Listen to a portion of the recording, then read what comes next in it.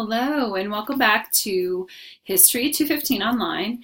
And today we are talking about Chapter 4, and it is entitled Expansion and Control in the 1700s to 1763. And we are on the second part of it, and really wanted to make sure I finished this chapter out because it really talks about African slavery. And that really is kind of the crux of what our book is talking about, taking three cultures and kind of putting them together. And those three cultures would be the Native American culture that was already there in the United States, with the European white culture, and then, of course, the African slave culture as well. So to begin, we've talked about the first half of Chapter 4. Now I'm pretty much on page 73. But I wanted to reflect back in our book and talk about some slave codes, because later on these slave codes are actually going to turn into black codes after emancipation. Just because the slaves were freed doesn't mean that it removed the slave owner. That's really important. Someone once said that, and that just really kind of blew my mind. But so we need to look at the slave codes and really understand what was happening. So slave codes on page 56 in your book. This is from last week's lessons. I was just going to read a few slave codes. One in Virginia, 1639. These are laws about how to handle your slaves, your property, your chattel, which would be considered like animal property. All persons except Negroes are to be provided with arms and ammunitions or be fined at the pleasure of the governor and the council. So blacks were not allowed to have any weapons of any kind. That was 1639 in Virginia. Maryland, 1664. That whatsoever freeborn English woman shall intermarry with any slave shall serve the master of such slave during the life of her husband, and that all the issue of such freeborn women so married shall be slaves as their fathers were.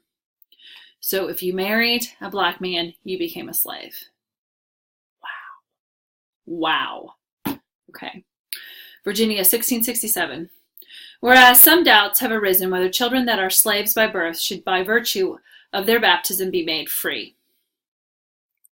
It is enacted that baptism does not alter the condition to the person as to his bondage or freedom.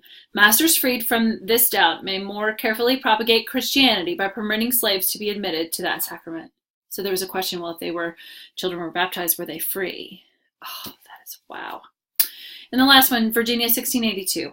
It is enacted that all servants which shall be imported into this country, either by sea or by land, whether Negroes, Moors, that was Muslim, North Africans, mulattoes, or Indians, who so parentage and native countries are not Christian at the time of their first purchase by some Christian, and all Indians which shall be sold by the neighboring Indians, or any other trafficking with us for slaves, are hereby adjudged, deemed, and taken to be slaves to all intents and purposes, any law, usage, or custom to the contrary notwithstanding. So basically, if you're not Christian, it's okay to make you a slave. Wow, that is some heavy stuff. One thing I also want to point out that is just absolutely fascinating to me. The Indians also had slaves, particularly the Cherokees is a situation in which I read a lot about in grad school. Cherokees had slaves, and they treated them better than the Europeans did. But one thing was, no child was ever born into slavery. If you were a slave and you had a child, your child was free, period. When they were born into this world, they were free. So that's really interesting, because the European ideology is, hey, that slave has more slaves and I can make money off of it, and greed. And greedy capitalism really falls into this, because that's how, the sugar plantations and all this economic growth really took place on the backs of slaves. So we're on page 73, talking about African slavery, very harsh slave system. Talk about the Atlantic slave trade we started to in the last lecture. What I really want to focus on here is the voyage. And where was that? I believe it's on. Okay. The Middle Passage. Wow. On page 74, the Middle Passage, when ships arrived, slave traders forced the slaves from their pens and onto canoes and paddled them to these larger ships.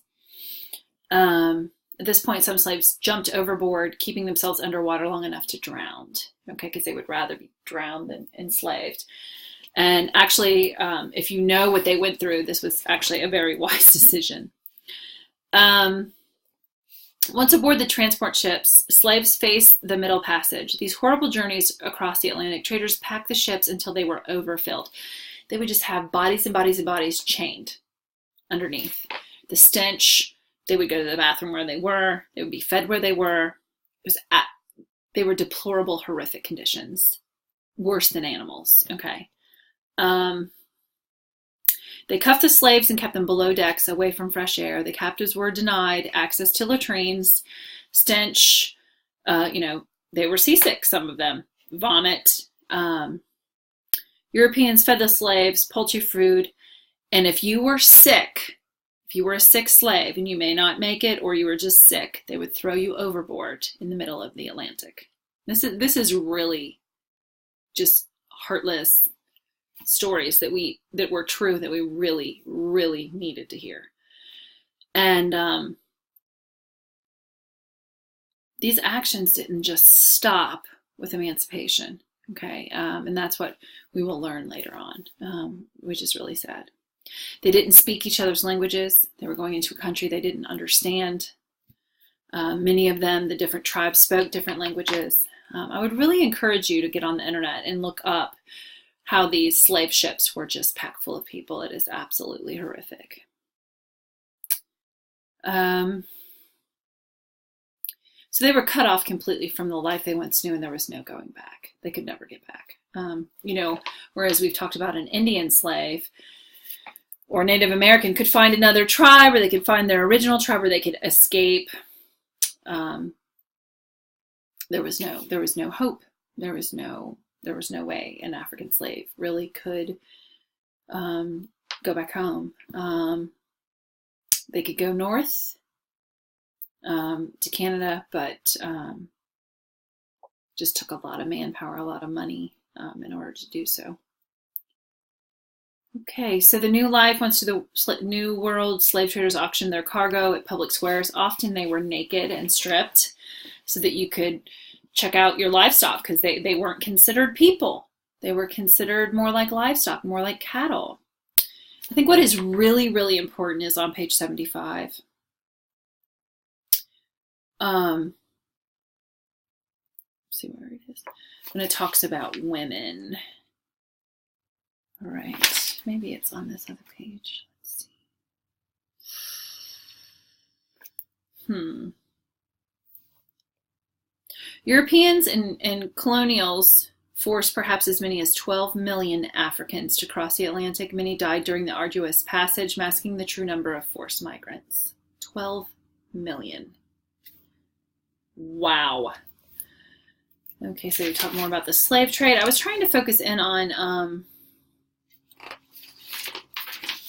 their treatment. Sometimes we think, all the slaves were treated as family. No, they were owned. They were property. It's probably on 76. For slaves, family life was unpredictable, fragile, especially female slaves. Masters occasionally raped or coerced female slaves into sexual relations. They owned you. So to say you were a slave mistress is actually very controversial, very contradictory, because you're owned by them. You can't say no. All right. There's a wonderful, it's not wonderful, it's horrific actually, of account of a slave girl who actually learned to write and wrote about her account. And she said, many of us, she was talking about slave girls, were raped on a regular basis by the master's sons. And many times, if they weren't raped, they lived in a constant state of fear, because the masters or master's sons would say sexual innuendos, and they feared for their life nightly that something would happen. So just, deplorable situations. Slavery and racism. There was a lot of racism in that. On page 77, it talks about there was like a caste-like system. Oftentimes we want to look at other countries and say, oh, this is really bad about you, this is really bad about you. But really, as a country, as a nation, we really need to look at ourselves, because what happened through this system of slavery was a caste-like system where actually the whole country really believed, even after emancipation, that African Americans were considered inherently inferior to Europeans. They felt that they were a better race, that they were smarter, they were brighter, they were better, they were more valuable. And this is absolutely been proven to be scientifically false. Okay. But scientific racism was a huge thing, where scientists actually took stuff, turned it, twisted it to make it look like Europeans were the most, they were more of a superior race. And this is really tragic. And that's why, that was carried on over after emancipation, after the Civil War, into civil rights movement until today.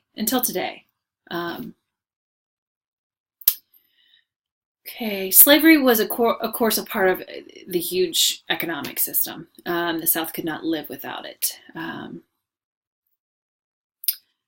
And, England got rid of slavery 20 or so years before the U.S. did. And one thing they did is they compensated slave owners. They gave them money for what their slaves were worth, which really would have been a very smart thing to do. I think in the United States, there may not have been such a backlash, such a huge racist entrenchment of whites, especially in the South.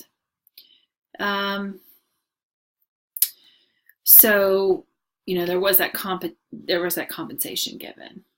Okay, make sure you read that very carefully. There was a Stono Rebellion. But the thing is, if you rebelled in the U.S., where did you have to go? You were going to be lynched. You were going to be killed. You were going to be completely abused for rebelling against such extreme oppression, not expression. So it talks about the Stono Rebellion. The most notable slave revolt of the 1700s occurred in Stono, South Carolina in 1739. A quiet Sunday morning, a group of newly arrived slaves marched into a firearms shop, killed the colonists manning the shop, stole several firearms, and marched south, probably in an effort to get to Florida, where the Spanish government promised England slaves freedom. After traveling only a few miles, the number of slaves had grown to more than 100. They marched from house to house, murdering slave owners and their families as they went. After 10 miles, the band was met by an armed militia, which killed at least 30 of the rebelling slaves and captured almost all of the rest. Nearly all who were captured were eventually killed. There was nowhere to go. There was nowhere. And although the Spanish had promised them freedom, Spain abused slavery severely. If you were a slave that went into the silver mines of South America, I think your lifespan was 3 to 5 years, because they worked you to death. So, rising up against this oppression, they had nowhere to go. In response to this rebellion, they had extremely harsh acts passed.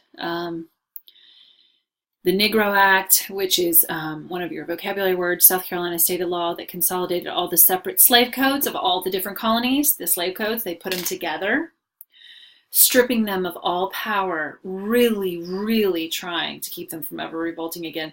Many of those codes were not allowing them to read. Some of them, some slave owners did not allow them to marry or have any sexual relations, or they would be killed for it. So just extreme control and oppression. Many of those slave codes forbade them from growing their own food. They could not assemble into groups. Why? Because they might figure out together how to rise up and, physically overthrow them or verbally overthrow them. If you look at the Haitian Revolution, they used the democratic process to fight for their own slavery verbally and physically as well through fighting. And they didn't want them to read, because if you read and you find out what freedom's like, then you want a taste of it. Later on, you'll see when we have the slave states and the free states, a lot of the slave states forbade freed blacks to be in their state, because they did not want their slaves to see someone who was free, because they thought they saw a taste of it, that they would want it as well. Just absolutely, just a tragic time in American history. Okay, so the rest of the chapter is talking about some different wars, talking about the French and Indian War. Make sure you read that closely.